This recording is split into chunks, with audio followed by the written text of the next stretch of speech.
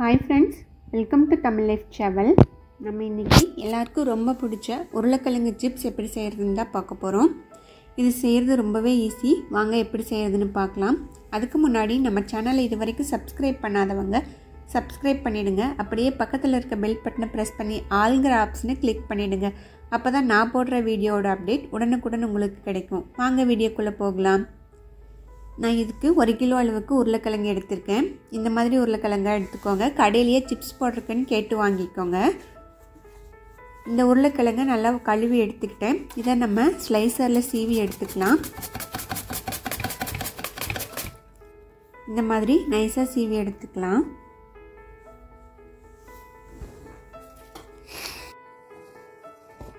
அடுத்து ஒரு மிக்சிங் பவுல்ல நான் தண்ணி எடுத்துர்க்கேன். இதில் 1 டீஸ்பூன் அளவுக்கு கல்லுப்பு சேர்த்துக்கலாம்.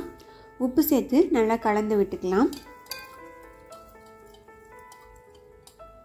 இதில் நம்ம சீவி வச்சிருக்க உருளைக்கிழங்கை இதில் சேர்த்துக்கலாம். இந்த மாதிரி தண்ணியில் உருளைக்கிழங்கு சேர்த்து வாஷ் பண்ணும் பொழுது இதில் இருக்க ஸ்டார்ச் எல்லாம் போயிடும். அப்போ நம்ம பொரிக்கும் பொழுது உருளைக்கிழங்கு சிப்ஸ் நல்லா கிறிஸ்பியாக கிடைக்கும். அதுக்காக தான் இந்த மாதிரி செய்யறது. இந்த மாதிரி தண்ணியில் சேர்த்து நல்லா கலந்து விட்டுக்கலாம். அடுத்து இந்த மாதிரி நல்லா காட்டன் கிளாத்தை தரையில் நான் விரித்து விட்டுருக்கேன். இதில் நம்ம தண்ணியில் வாஷ் பண்ணி வச்சுருக்க உருளைக்கிழங்கு ஸ்லைசஸை இந்த மாதிரி தனித்தனியாக எடுத்து போட்டுக்கணும்.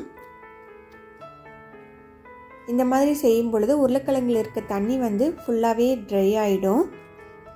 சிப்ஸ் பொரிக்கும் பொழுது நமக்கு நல்ல கிறிஸ்பியாக கிடைக்கும். சீக்கிரமாகவும் பொரிஞ்சிடும். அதுக்காக தான் இந்த ஸ்டெப் செய்கிறது.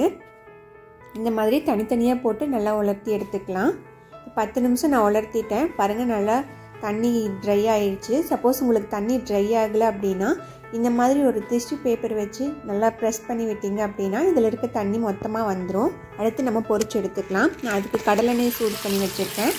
இதில் நம்ம சீவி வச்சுருக்க உருளைக்கிழங்கு ஸ்லைஸை இந்த மாதிரி போட்டுக்கலாம்.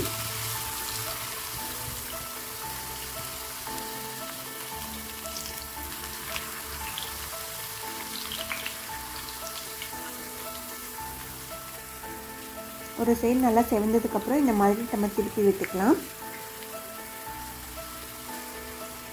2 சைடும் நல்லா செவந்து கிறிஸ்பியாக வந்ததுக்கப்புறம் நம்ம எடுத்துடலாம். நம்ம தண்ணி உலர்த்தி வச்சுருக்கனால இந்த சிப்ஸ் சீக்கிரமாகவே பொரிஞ்சிடும். பாருங்கள், நல்ல கிறிஸ்பியாக இருக்குது. இதே போல் அடுத்த பேட்ச் நம்ம பொரிச்சு எடுத்துக்கலாம்.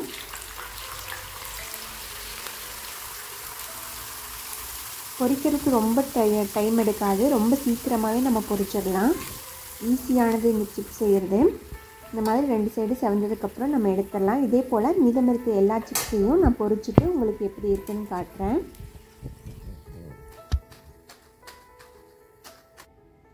பாருங்கள், எல்லா சிப்ஸையும் நான் பொரிச்சு எடுத்துட்டேன். பாருங்கள், நல்லா மொறுமொறுன்னு கிறிஸ்பியாக வந்திருக்கு. அடுத்து இதை ஒரு பவுலுக்கு மாற்றிட்டு நம்ம காரம் சேர்த்துக்கலாம். காரம் உப்பு சேர்த்துக்கலாம்.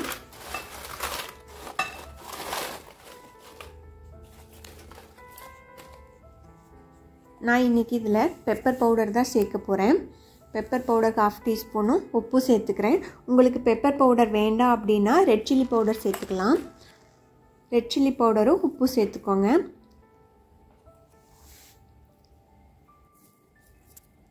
இது எல்லாத்தையும் சேர்த்ததுக்கப்புறம் நல்லா குலுக்கி விட்டோம் அப்படின்னா இந்த காரம் உப்பு எல்லா சிப்ஸ்லேயும் நல்லா கலந்து வந்துடும்.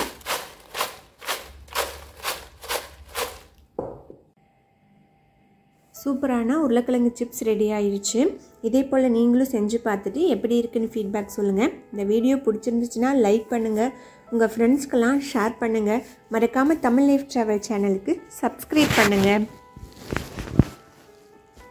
தேங்க்யூ.